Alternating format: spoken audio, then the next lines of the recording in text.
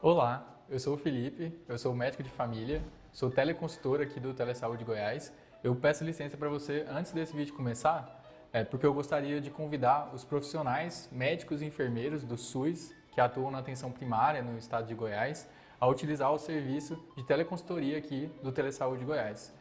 A nossa equipe de teleconsultores ela pode te ajudar a tirar dúvidas de casos atendidos na rotina e do seu serviço e sugerir conteúdo atualizado sobre os mais variados temas aí no contexto da APS.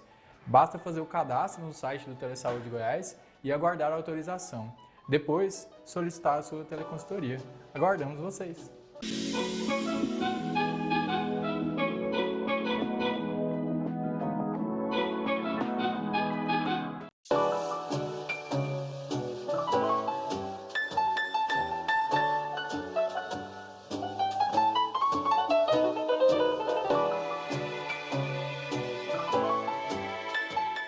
Tá.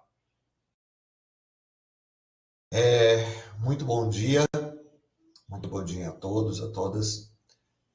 Houve um pequeno atraso nessa apresentação, problemas técnicos, né, na rede. Então, isso foge um pouco da nossa alçada, mas graças ao pessoal do suporte do Telesaúde, aí conseguimos agora restabelecer. Hoje, nós vamos abordar um tema interessante, é um tema longo, né? Mas a gente vai apresentar uma parte importante dele, que são doenças microbianas dos sistemas urinário e reprodutivo. Para quem trabalha com a área, para quem tem conhecimento dessa área, sabe o quão grande e quão vasto é esta temática. Inclusive, aqui a gente vai dar uma passada geral sobre algumas doenças e futuramente nós vamos trabalhar com algumas mais focais que merecem mais atenção e mais discussão, que na verdade poderiam ser temas de várias aulas, né? Mas a gente vai procurar selecionar e pensar, né, as partes mais básicas e importantes aqui desse tópico. Eu me chamo Fernando, sou docente da microbiologia da Universidade Federal do Sul da Bahia e participamos aqui em parceria com a Telesaúde Goiás nessa área voltada ao tema de hoje. Bom, falando um pouco sobre o sistema urinário, sistema reprodutor, então a estrutura, vamos falar um pouquinho, né, sobre a anatomia, sobre a composição desse sistema. A primeira questão é falar sobre a estrutura do sistema urinário. Então, qual é a composição dele? 2 rins, 2 uréteres, uma bexiga e uma uretra. A função, os resíduos, que nós chamamos de urina, são removidos do sangue, passando em circulação pelos rins, né? O rim, esse sangue passa pelos rins, então você tem ali um órgão basicamente filtrador, né, entre aspas, desse sangue, e esses resíduos coletados são eliminados, né, que é, na verdade, a urina. Então, o modo de ação, então, dos rins, vai para a bexiga, pelos uréteres. Existem válvulas, né, mecanismos de válvulas que impedem o refluxo, ou seja, o retorno, né, porque a bexiga é um órgão de reserva, né? É onde vai ficar estocado esse resíduo para depois ser eliminado. Mas você tem válvulas fisiológicas que impedem que esse líquido armazenado na bexiga retorne, né? E tenha um refluxo ali e retorne para o rim, né? Então, a partir do momento que você tem esse caminho, é um caminho só num sentido único, ou seja, dos rins para a bexiga e a bexiga segue o caminho pela uretra e é eliminado para o meio externo. Os sistemas reprodutivos, eles também fazem parte anatomicamente da mesma região, né, da região próxima, e inclusive alguns órgãos, né, se misturam, entre aspas, né? Então, no sistema feminino reprodutivo, você tem a composição de 2 ovários, 2 tubas uterinas que fazem essa ligação, o útero, e que daí dentro do útero, que é um componente maior, você tem o colo uterino, a vagina e a genitália externa, compondo a estrutura. Dentro dos ovários, você tem a produção dos hormônios sexuais, alguns, e os óvulos, usados na fecundação, e a genitália externa, que é composto pelo clitóris, lábios e glândulas de secreção lubrificante. No sistema reprodutivo masculino, você tem a composição de 2 testículos, um sistema de dutos, né, que compõe a ligação dos testículos, as glândulas acessórias, que a gente chama, e o pênis. Então, e o testículo é composto justamente pela produção, né? Ele tem uma função de produção também de hormônios sexuais e do esperma, né? O espermatozoide, que vai justamente de encontro aos óvulos para o processo de fecundação que ocorre no útero da mulher. Aqui nós temos a estrutura, né, um desenho esquemático, né, em que a gente pode verificar tanto o órgão sexual feminino no centro abaixo, nessa figura B, né, então você tem o ovário, a tuba uterina, você tem ali o útero, né, você tem o colo do útero, que é o final da vagina, né? É o fundo da vagina, você tem o chamado colo do útero, a estrutura do útero e as fímbrias ali que fazem essa ligação com o ovário e a alça da tuba. No masculino, o órgão reprodutor masculino está aí localizado na figura do alto à direita, perdão, inclusive mostrando um pouco da estrutura também do aparelho excretor ali, então a bexiga urinária, o osso da pubis, o escroto, o testículo, o pênis, a uretra, né? Ali também você tem a próstata, você tem a estrutura masculina. Ali no centro, na área superior, é a estrutura de um corte lateral, né? Vislumbrando, inclusive, a estrutura reprodutiva junto com a estrutura excretora, né? No caso da bexiga, por exemplo, e da uretra. E na parte superior esquerda, aí o conjunto, né, geral da composição do sistema excretor, composto pelos rins, os ureteres, tá? E chegando até a bexiga urinária e a partir daí segue para a uretra, onde vai ter o contato com o meio externo. Então aqui você tem uma visão esquemática e a partir disso vamos falar um pouquinho da microbiota normal.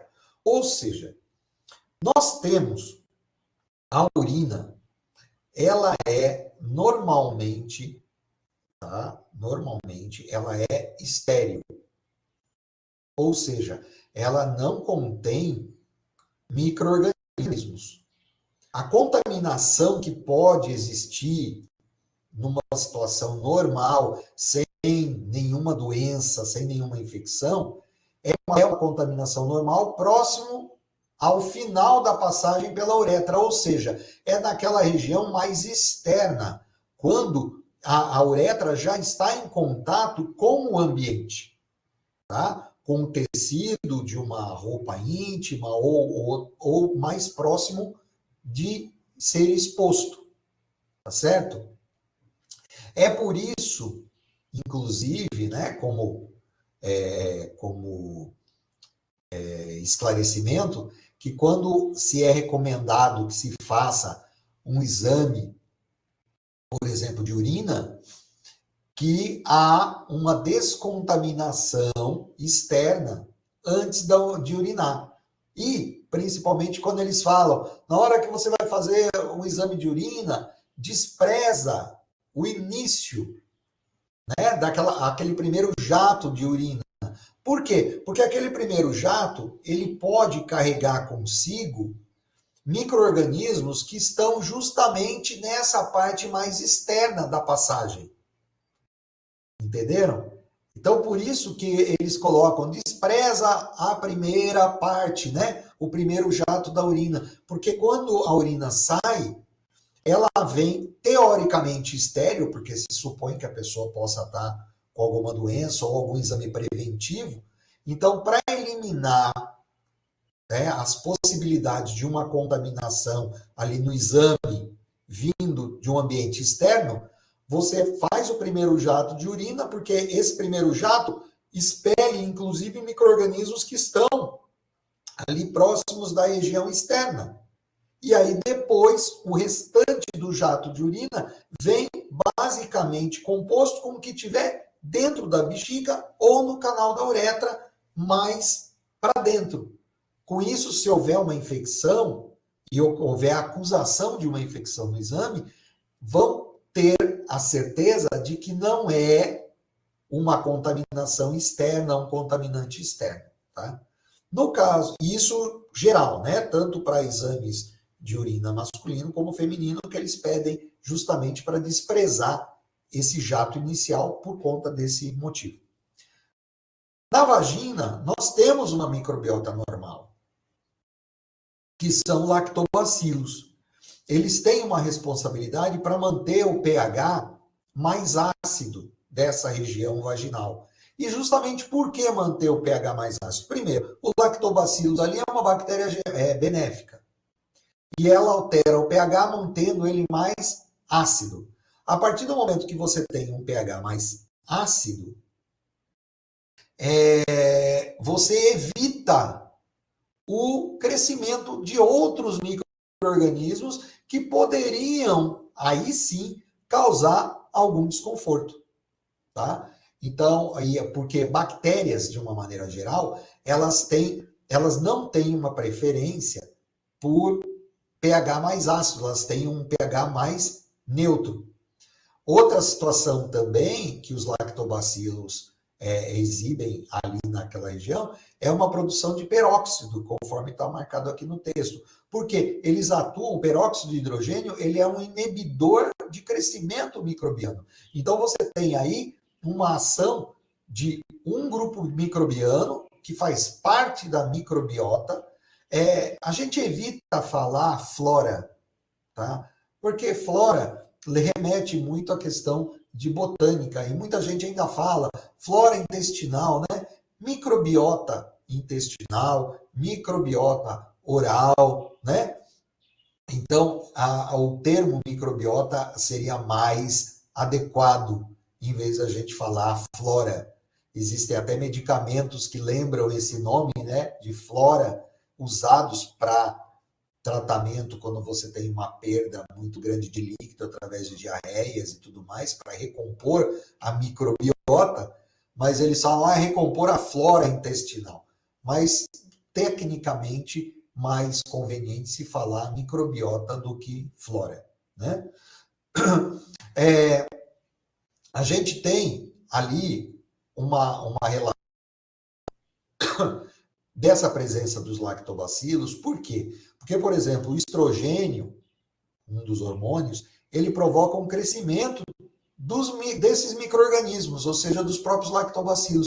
Então, você mantém uma estrutura microbiana, né, uma microbiota de proteção àquela região tão sensível. Aumento de produção de glicogênio, é decomposto em glicose, e com isso serve de nutrição para os lactobacilos. Na gravidez e na menopausa, você tem uma redução do estrogênio. Por consequência disso, você pode ter ali e também uma redução, né, da microbiota de lactobacilos, e aí pode ser tornar a região mais propensa para desenvolvimento de infecções secundárias. Então tem que sempre tomar cuidado, um cuidado muito grande com relação vamos dizer assim, a limpeza, a higiene, né? Então nós temos aí, hoje existem certos sabonetes, que nós chamamos de sabonetes íntimos, né? Líquidos, né? Que mantêm o pH, ou seja, porque o sabonete normal, né? O sabonete que a gente usa no nosso dia a dia, ele pode ser prejudicial sendo usado frequentemente. Um sabonete íntimo, ele mantém aquele pH, ele não altera o pH, e com isso ele não desestrutura aquela microbiota presente ali naquela região. Você tem também alguns estreptococos, algumas bactérias anaeróbicas, algumas bactérias gram-negativas também são encontradas. Tá? Existem fungos também que são encontrados e, por incrível que pareça, compondo uma microbiota normal. Tá? Então, tem algumas mulheres, né, em torno de 10 a 25% da população feminina, tem a cândida, né, que é tão temida aí, cândida, como parte da microbiota normal da região vaginal.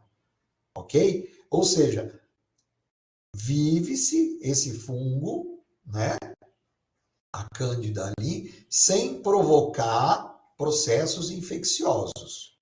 Ou seja, num nível estável.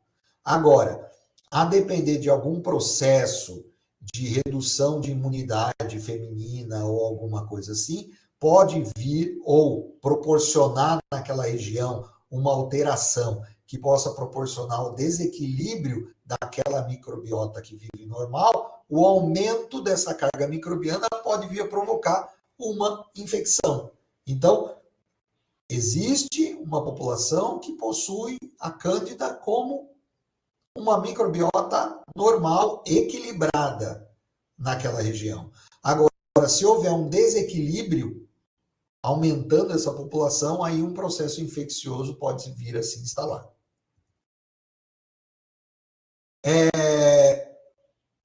O sistema urinário, ele geralmente possui poucos micro-organismos, conforme a gente viu ali no slide anterior. Mas ele está sujeito a infecções oportunistas, né? Justamente porque você tem portas, né, de entrada, como por exemplo, no sistema urinário você tem a uretra, né? Então você tem ali um canal, uma porta de entrada do meio externo para o meio interno. E normalmente ali você tem infecções de origem bacteriana. Também convém ressaltar que geralmente DSTs, que hoje, vamos reforçar aqui, que não são mais DSTs, mas são ISTs. A gente vai explicar um pouquinho mais adiante o porquê da mudança desse sistema, né? Dessa nomenclatura. Essas doenças sexualmente transmissíveis, ou agora infecções sexualmente transmissíveis, também, né, elas usam o sistema urinário e o sistema reprodutivo concomitantes, justamente por você ter essa, entre aspas, porta, perdão, de entrada, né, mais facilitada, né, para dentro do nosso corpo através da uretra. Então, bactérias do sistema urinário iniciam-se geralmente por inflamação justamente na uretra, porque é esse ponto, né, de entrada. E aí você tem a chamada uretrite. Se a infecção avançar e chegar até a bexiga, cistite. Se ela avançar ainda para os ureteres, você tem ureterites, tá?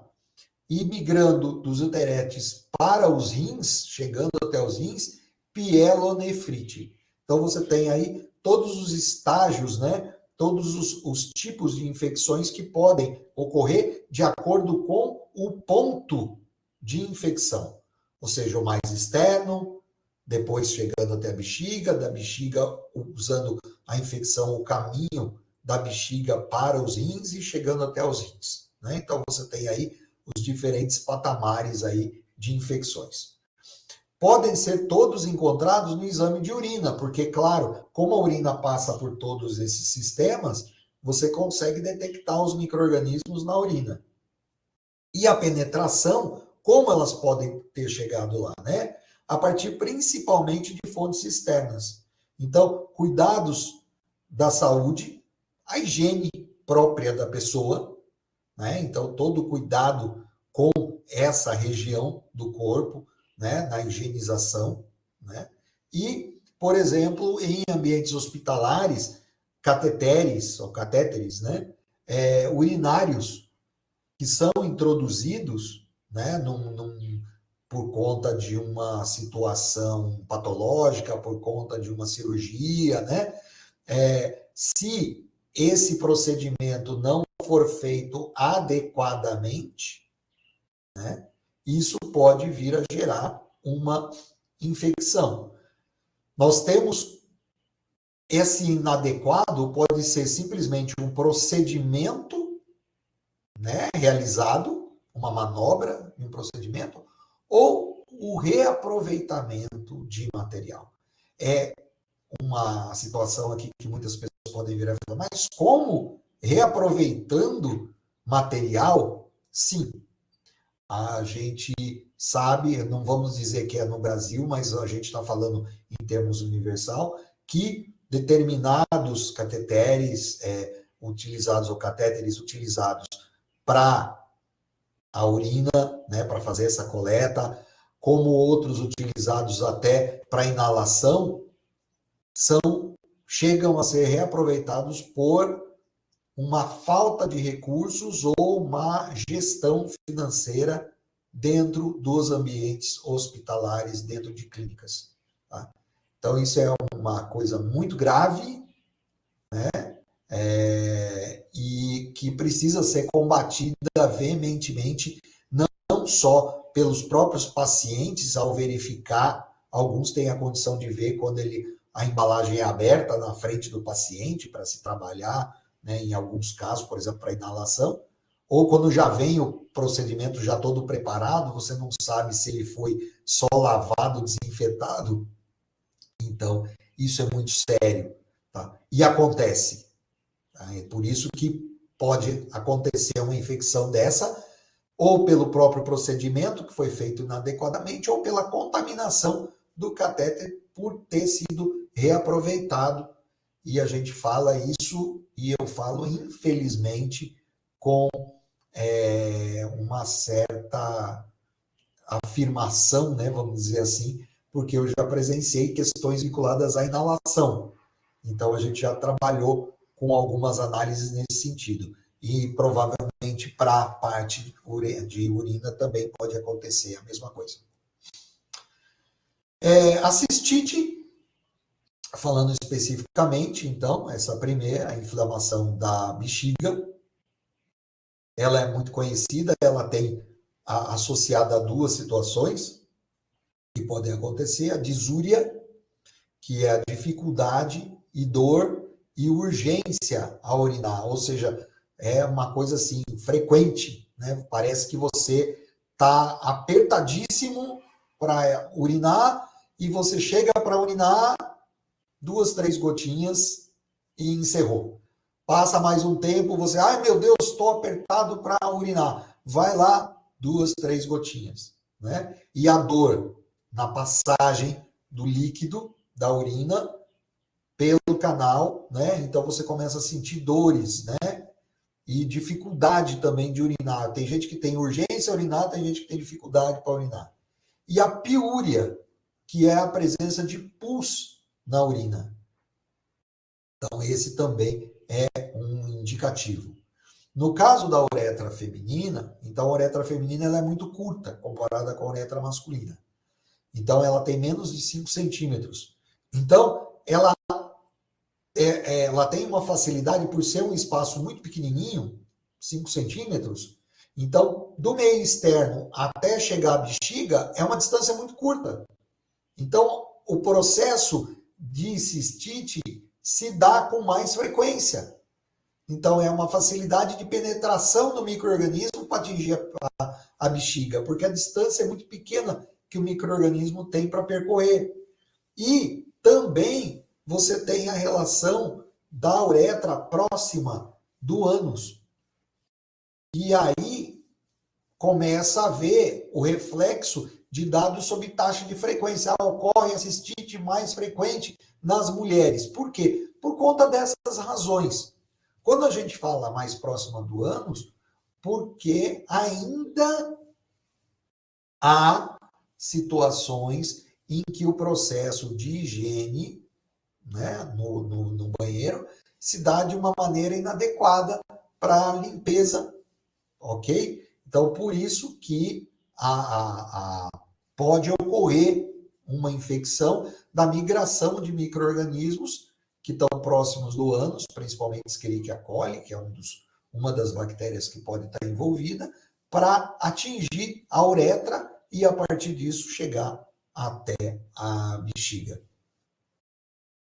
Tanto homem quanto mulher, né? O que muda é a frequência, mas a E. coli predomina no caso de cistite justamente por conta dessas relações que eu comentei anteriormente. Também pode acontecer com Staphylococcus saprophyticus, mas é em menor escala, mas principalmente por E. coli. A amostra de urina, então, é feita para a presença, né? É associada a um exame de leucócito esterase, então você faz a amostra de urina para ver a presença do micro-organismo, pode haver também um cultivo, e um exame de leucócito esterase também, porque demonstra que a infecção está ativa. E após isso, faz-se o tratamento com o uso de antibióticos. A pielonefrite já é um pouco mais grave, é uma progressão da cistite, ocorre em média de 25% dos casos não tratados de cistite. Então, aquela frequência da pessoa com a cistite, que tem dificuldade de se expressar para informar que está tendo aquele ardor, que está tendo a necessidade, né? Que há necessidade. Muitas pessoas têm essa dificuldade ou porque estão hospitalizadas ou porque estão com algum problema físico, mental, que impede de fazer essa comunicação. Pode haver uma progressão dessa doença a partir da cistite, chegando até os rins, e aí você começa a ter uma falência múltipla ali, provocando, chegando até, nos casos extremos, até o óbito, no caso do não tratamento. Mas a pielonefrite, 25% dos casos não tratados de cistite, então progridem. Dores nos flancos, nessas laterais aqui do lado, nas costas, e uma febre, pelo caso da infecção, né? Agente envolvido, a maioria das vezes, como foi falado, é a Escherichia coli. Uma cultura sanguínea, coloração de grã na urina é interessante, porque daí você consegue detectar, porque a E. coli é muito típica, é um mini bastonete, é um bastonete curto, gram negativo, então ele é fácil de ser detectado na urina. Então, amostras de urina com mais de 10 mil unidades formadoras de colônia por ml, associadas a um leucócito esterase positivo, eles são indicativos, tá?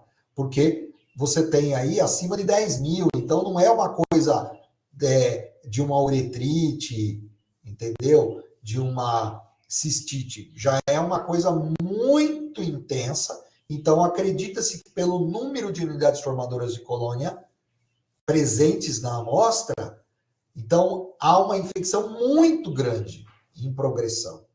Associado com mais alguns exames, você já pode detectar que está mais além do que simples uretrite ou uma cistite.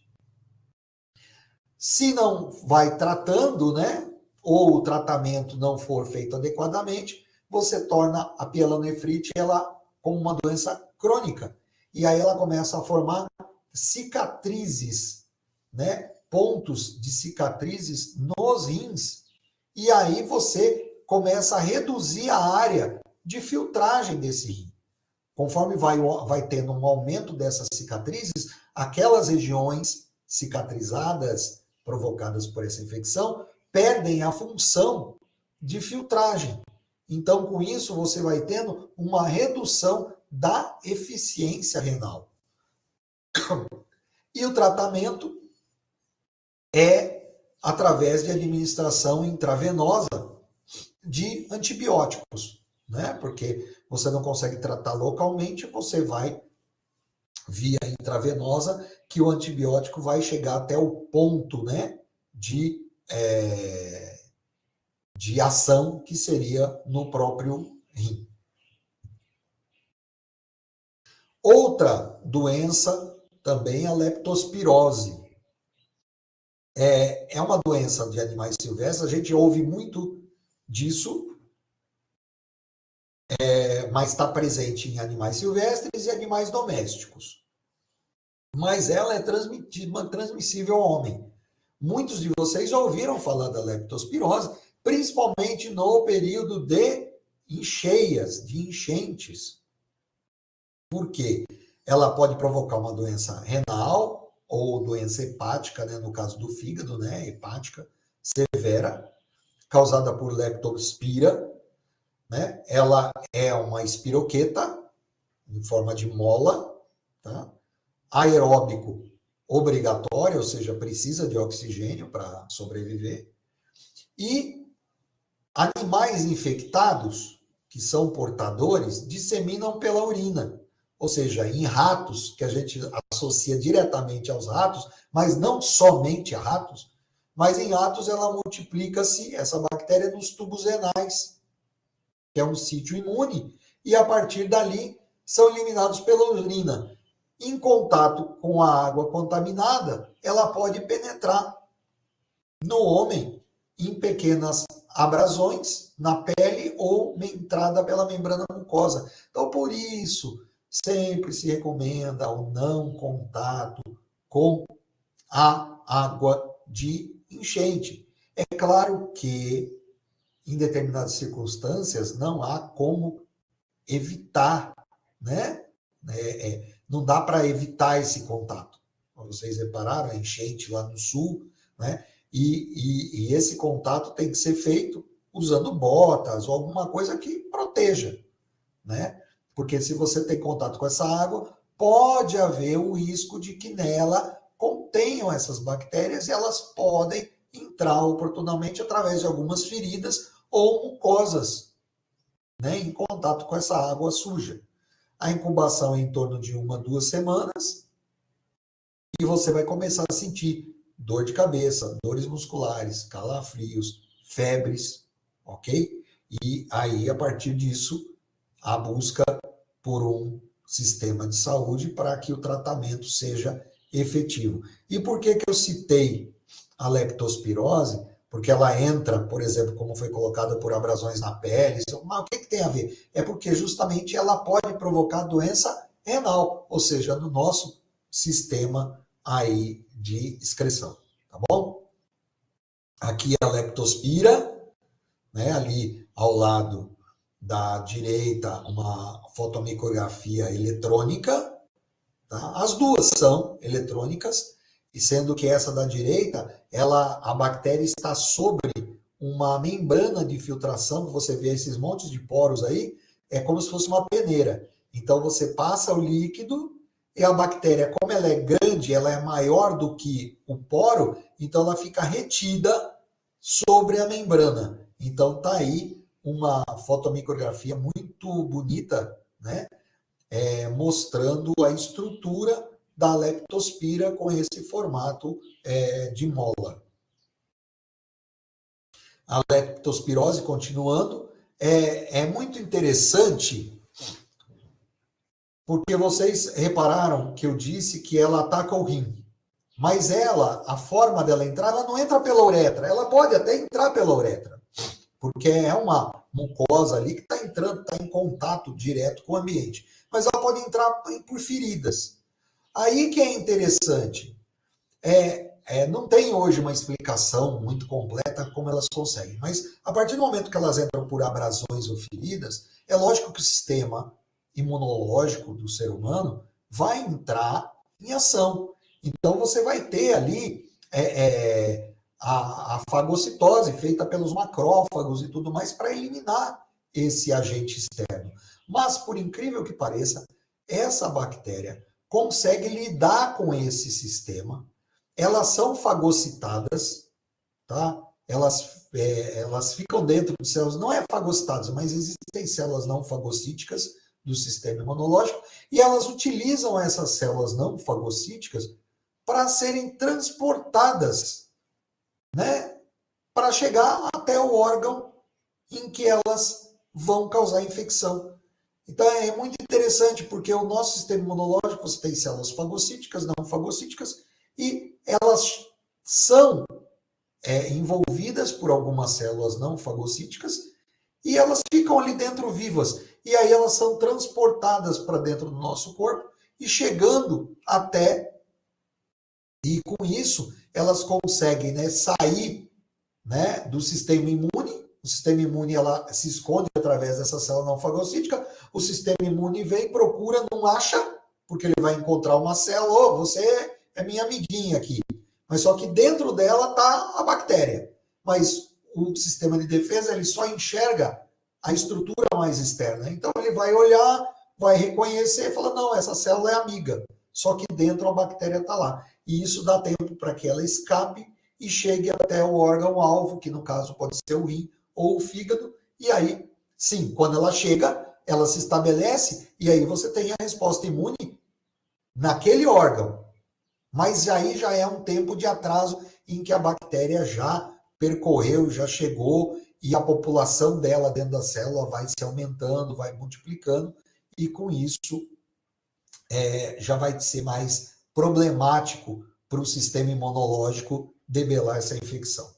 E aí, ela, uma vez instalada, ela começa a provocar essas lesões. É um mecanismo muito desafiador para o nosso sistema imunológico e desafiador também para a medicina no completo entendimento de como essa bactéria consegue isso e enganar, digamos assim, o nosso sistema imunológico. Também ela pode causar uma síndrome hemorrágica pulmonar, uma taxa de mortalidade altíssima, 50%, e os diagnósticos são feitos por testes sorológicos e tratamento, por se tratar também de uma bactéria, através de antibióticos específicos. Doenças do sistema já reprodutivo. Então a gente vai falar um pouquinho sobre algumas doenças bacterianas e aí vamos falar sobre a mudança de nomenclatura.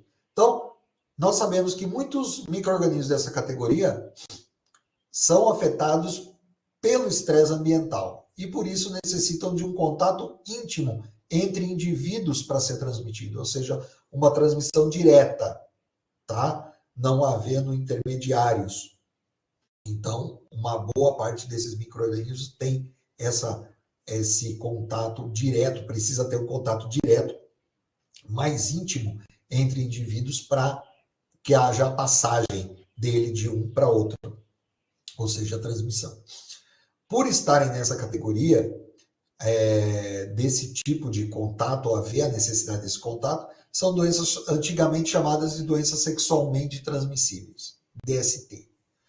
Houve uma mudança na nomenclatura. E por que houve uma mudança? Que é muito bem-vinda. Por quê? Mudou para infecções sexualmente transmissíveis. E por qual motivo? Porque quando você usa a palavra de doença sexualmente transmissível, a doença significa que há sinais e sintomas. Entenderam? Então, quando você fala que a pessoa está doente, ela está doente porque ela está apresentando um sinal ou está apresentando já um sintoma. Ou seja, em alguns casos, as que eram chamadas antes doenças sexualmente transmissíveis não apresentavam sinais, não apresentavam sintomas. Então, não cabia vocês falar de doença sexualmente transmissível. Então, por isso que mudou o nome para infecções sexualmente transmissíveis. Porque a infecção não necessariamente, tá, é fator para desenvolvimento de sinal e de sintoma. A pessoa pode ter a infecção e não desenvolver sinais e nem sintomas. Então, por isso que se tirou o de doença e colocou-se infecções sexualmente transmissíveis. Muitas infecções dessas sexualmente transmissíveis são tratadas com antibióticos. Tá? E a prevenção, claro, para praticamente quase todas essas infecções sexualmente transmissíveis, é o uso de preservativos, porque a maioria das situações se trata, ocorre esse processo de infecção através de uma relação sexual. Então, o uso de preservativos é essencial. Agora, numa pesquisa recente feita, 47% dos jovens não faz uso dos preservativos. Ou seja, apesar das campanhas, apesar da existência da distribuição gratuita de preservativos masculinos, preservativos femininos, ainda a população jovem, e eu não falo só da jovem, mas também adultos, tá? Também não tem feito o uso. E esse descuido tem provocado, inclusive, aumento no diagnóstico, né, e na avaliação, aí, na descoberta de certas doenças entre as populações. Gonorreia é a mais notificada, mais reportada, causada por Neisseria. É um diplococo gram-negativo, é uma doença antiga, como vocês podem ver aqui. Nos Estados Unidos tem um dado mais concreto, são 300 mil casos por ano de surgimento diagnóstico. São 87 milhões no mundo de casos por ano. É um gonococo, né?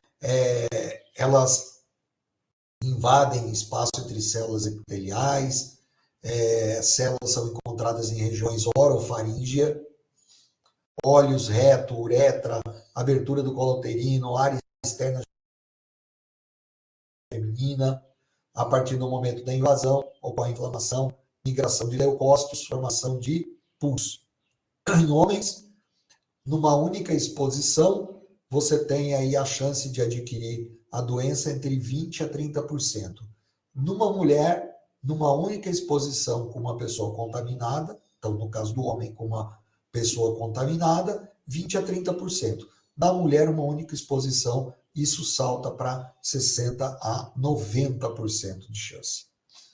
Sintomatologia nos homens, dor ao urinar, descarga de material contendo pus. Então, muitas vezes o homem aperta a região do pênis, é como se estivesse levando alguma coisa para a área mais externa, e você começa a ver uma formação de pus no próprio canal. Tá? Pode complicar, se não tratada, gerando epididimite, o nomezinho. Então, na região do epidídimo, né, então você pode ter um avanço dessa doença. Nas mulheres, no colo do útero, normalmente, por conter células epiteliais colunares, onde a bactéria fica. Poucas mulheres percebem a infecção. Uma dor abdominal, que algumas vezes é chamada de doença inflamatória pélvica. E no parto, justamente para a passagem da criança, você tem a oftalmia neonatal, se você não pingar colírios antibióticos nessa passagem, né? Que daí a bactéria pode se instalar e colocar, gerando, né, uma infecção na região dos olhos. Então, por isso, a utilização de colírio. Se não tratada em ambos os sexos, pode se tornar uma doença sistêmica grave, porque vocês viram que ela pode avançar, né? Entrando, né? Vamos dizer assim, vamos colocar o termo entrando, né? Mais no interior dos nossos corpos. Articulações, endocardite gonorreica, ou seja, chegando aí até as membranas do coração, meningite gonorreica, artrite gonorreica, ou seja, crescimento de bactérias nos fluidos da articulação, então provocando aí a artrite. Ali, como você viu, quando eu falei, na região ali, na imagem superior esquerda, aquela saída ali de pus. O diagnóstico no homem, apenas um esfregaço de amostras. Na mulher, a coleta de sódio do colo uterino, ou para ambos também um teste sorológico. O tratamento, antibióticos, mas com a constante revisão por conta da resistência, você recomenda também tratar parceiros sexuais. Se a relação estável ou não estável, mas você trata quem você mantém a relação. Não é só a pessoa que surgiu o sintoma, mas também o parceiro ou parceiros aí no caso. Aqui você tem a incidência de gonorreia nos Estados Unidos, então você tem aí, é muito interessante esses aumentos, os picos, né, que são mostrados no gráfico, que vão justamente naquela parte da revolução sexual, né, da liberdade, né, sexual que ocorreu aí nos anos 70, e depois você teve uma queda novamente, mas mesmo assim com um elevado número, né, de casos pelo não uso de preservativos em relações sexuais, múltiplos parceiros, e a questão do tratamento, como eu falei, a pessoa não busca ou faz um tratamento em casa, vai na farmácia, conversa. Hoje os antibióticos têm um controle maior, né? Mas aqui no Brasil, por exemplo, mas o tratamento era dado, a pessoa tomava uma vez, se sentia melhor, parava de tomar, e isso começa a gerar aí, né, a ter gerações bacterianas com maiores resistências, né? E isso faz com que a doença permaneça no corpo da pessoa e possa evoluir para outras patogenias mais graves. Então, se o médico fala, tome por 5 dias um medicamento, um antibiótico para curar uma infecção, tome por 5 dias. Se ele falar, tome por 7 dias, tome por 7 dias. Se é alguma coisa de dose única, tome aquela dose única.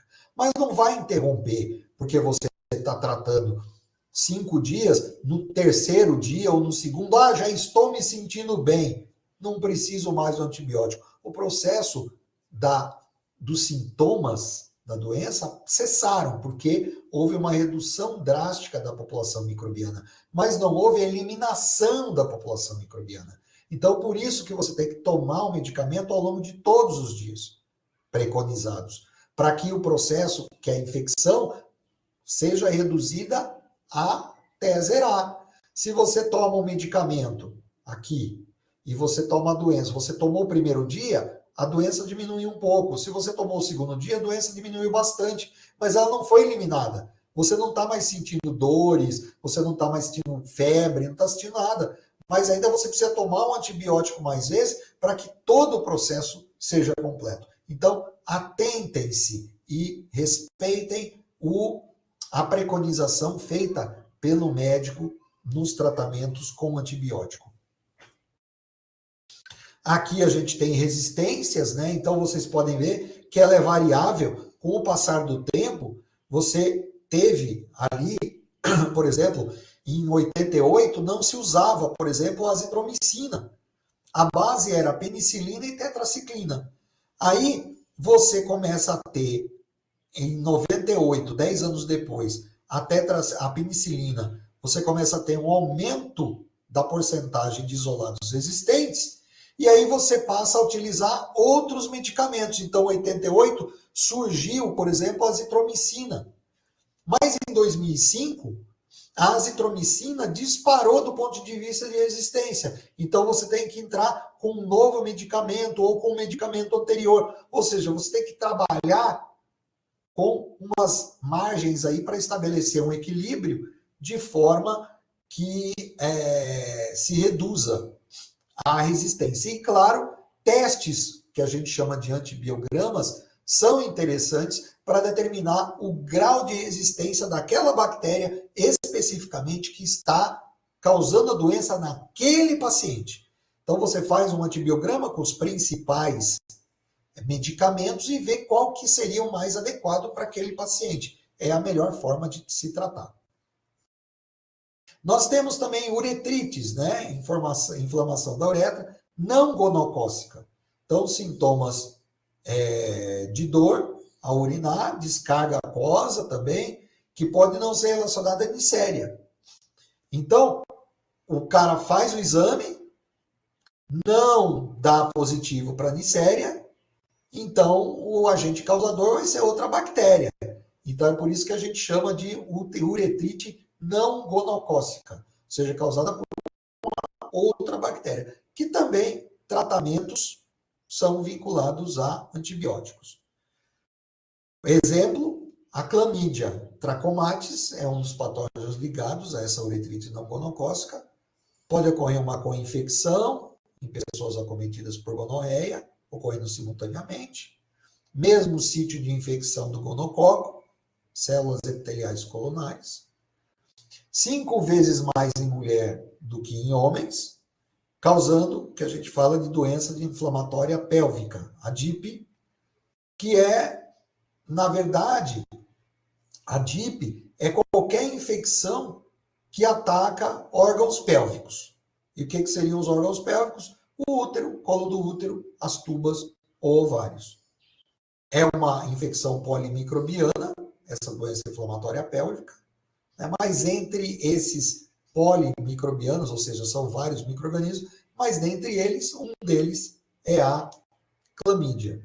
E aí você tem a relação de gravidez ectópica, os exames são feitos em combinação com vários deles, sorológicos, bacteriológicos de cultivo, né? E o tratamento através de antibiótico. E como a gente diz, sempre revista. Por quê? Porque pode surgir bactérias resistentes nesse grupo, então você tem que tratar com antibiótico, mas tem que ver qual o melhor antibiótico para aquele paciente. Então, o antibiograma é muito recomendado aqui nesse caso. Ainda a Chlamydia trachomatis causa infecções oculares em recém-nascido através da passagem pelo canal, em parto normal, pneumonias em nascidos de mães infectadas, tem uma correlação entre infecções clamidiais com o risco de câncer cervical. Não se sabe ainda se é um fator de risco ou é uma associação em co-infecção. Mas a presença de Chlamydia trachomatis é feito assim, quando você dá um processo de câncer cervical, comumente tem aparecido clamídia, não no diagnóstico, mas uma pessoa que tem o diagnóstico de câncer cervical, se faz o exame de clamídia, está positivo. Agora ainda não se tem uma certeza se é um fator de risco a presença da clamídia ou ela é uma associação e uma co-infecção também pelo papilomavírus humano responsável aí no câncer cervical. Embora a uretrite não gonocócica provoque sintomas leves, mas pode, claro, avançar para grave se não for tratada adequadamente. Então, inflamação do epidídimo no homem e inflamação nas tubas em mulheres. Então, tratamento. Sentiu alguma coisa alterada, diferente, né? Procure um médico. Né? Sentiu algum desconforto, procure um médico, porque pode ser o início do processo infeccioso. Então, aqui você tem a estrutura feminina, você tem ali os ovários, a tuba uterina esquerda, você tem o útero, tuba uterina direita e fímbrias. Então, essa é a região ali mais próxima onde você vai ter a infecção. Sífilis, treponema pálido, agente causador. Como a leptospira ele tem uma facilidade na coloração, num exame diagnóstico. Fora do hospedeiro, ela perde infectividade muito rapidamente. Ela não tem fatores de virulência, como toxinas, mas ela produz certas lipoproteínas, que vão dar uma resposta imune-inflamatória. E aí origina-se aí o fato de ocorrer a destruição dos tecidos nessa resposta imune-inflamatória. Ao entrar em contato com o hospedeiro, então, ela entra na corrente sanguínea, invade tecidos, então facilmente por conta dessa sua estrutura, né, que é fácil, ela não tem toxinas, mas ela tem essas lipoproteínas para identificação, e aí os estágios que se seguem, que a gente vai falar um pouquinho mais adiante para o encerramento. São liagens distintas, então, treponema pertenui, né, doenças cutâneas endêmicas, por exemplo, a bulba, que não são transmitidos sexualmente, então ela sai desse processo de transmissão sexual, mas a sífilis transmitida por contato sexual de qualquer tipo, né, a sífilis das ISTs, 6.300.000 casos pela OMS em 2016, hoje a gente ainda tem um alto índice, responsável por 200.000 natimortos e óbitos em recém-nascidos, período médio de incubação são 3 semanas, variação de 2 semanas até a muitos meses, e a progressão de doença, ela vai progredindo em diferentes estágios. Então, nós temos estágio primário, não vou detalhar aqui muito, mas são diferentes. Esse estágio primário, nós temos um chamado, então, nesse estágio primário, ocorrem doenças mais pontuais, né, que são importantes aí, né, e outros que são, na sequência, né, são aqui estágios secundários, né, então é o surgimento de erupção na pele, erupção cutânea. Você tem depois uma situação de estágio terciário, né? Então, aqui é o estágio secundário, muito bem designado aí, né?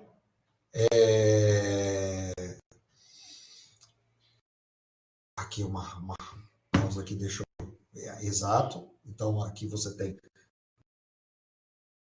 secundário e nesse segundo estágio ainda você começa a ter perda de tufos de cabelo, não uma perda, digamos assim, normal, né? Mas perde um pouco aqui, perde um pouco ali, você começa a ter mal-estar, você tem aí sintomas neurológicos, você tem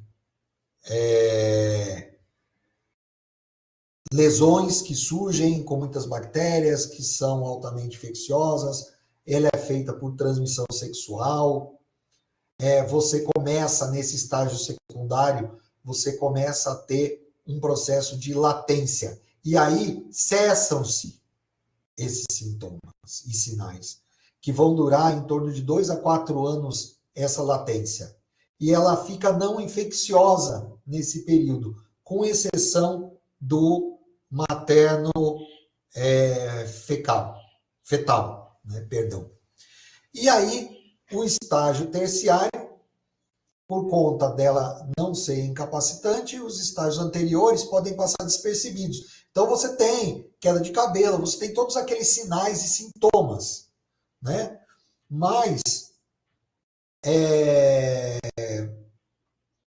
no terciário, aí já é diferente. Então, você tem aqueles anteriores em que a pessoa se sente com algumas coisas, mas às vezes não procura o médico. E aí, quando passa anos, daí a pessoa, tá tudo tranquilo. Aí, quando vem o estágio terciário, e aí sim, ao longo de toda essa latência que ele ficou, as células bacterianas permaneceram no corpo do paciente, ou seja, o paciente não ficou sadio de uma hora para outra. e estimulando a resposta imunológica baixa, né? E aí o terceiro estágio, aí você já tem fortes reações imunes no corpo. Então, lesões nos tecidos, podendo atingir até os ossos, não causam incapacitação ou morte, mas geram traumas. A gente vai ver aqui algumas figuras que realmente nos deixam impactados, né? Como foi dito aqui, ó, não causa incapacitação ou morte, mas ela atinge lesões em tecidos, chegando até os ossos. E aí você tem aí, ó, lesões realmente de tecidos e ossos extremamente graves que não matam, mas deixam traumas marcados para toda a vida, né? E aí você tem outros tipos de sífilis que são envolvidas em sífilis terceiro estágio, sífilis cardiovascular, que vai enfraquecer a aorta, neurosífilis, então você tem alterações de personalidade, desenvolvimento de demência, convulsões, perdas de movimento voluntário, paralisia facial, perda de capacidade de fala, perda de visão ou audição. Nietzsche, conforme está ali na foto, ele foi acometido de neurosífilis, tá? Então, ele desenvolveu a questão de demência, de perda de movimentos voluntários, né, provocados pela sífilis, através desse outro tipo conhecido, que é chamado de neurosífilis. A sífilis congênita, transmitida da placenta para o feto, pode provocar desenvolvimento, perda de desenvolvimento mental e outros sintomas neurológicos e malformações aparentes na criança no desenvolvimento do processo de infância, como vocês podem ver aqui. É uma coisa extremamente traumatizante, impressiona demais e é extremamente grave se não for tratada, né, nos seus estágios iniciais. Diagnose, cada estágio requer uma forma diferente de diagnose. Primário, inspeção microscópica, testes sorológicos para treponema e para não treponemas. No estágio secundário, testes sorológicos e o tratamento antibiótico de ação prolongada, ou seja, durante muito tempo, e tem que haver uma necessidade de uma dedicação por parte do paciente nesse tratamento. É difícil, mas qualquer sinal e sintoma inicial, qualquer alteração, tem que procurar um médico para que isso não avance. Outras ISTs que a gente recomenda para leitura de vocês que têm interesse, linfogranuloma venéreo, cancro mole, vaginose, causada por cândida, por tricomonas, por gardnerella, verrugas digitais, ou seja, papilomavírus, são outras ISTs muito importantes que vale a pena uma leitura. Não estão no rol das principais, mas são muito importantes. Eu agradeço, então, pela atenção dispensada aqui. Pedimos desculpa pelo atraso no momento inicial dessa aula. Doenças virais e doenças fúngicas desse tópico serão abordadas em outros momentos sobre uma outra perspectiva, conforme eu falei, porque é uma gama muito grande. Dúvidas com relação à estrutura ou da internet, consultar o suporte do Telesaúde Goiás ou entrar pelo site para alguma pergunta. Agradeço a todos e tenham um excelente dia.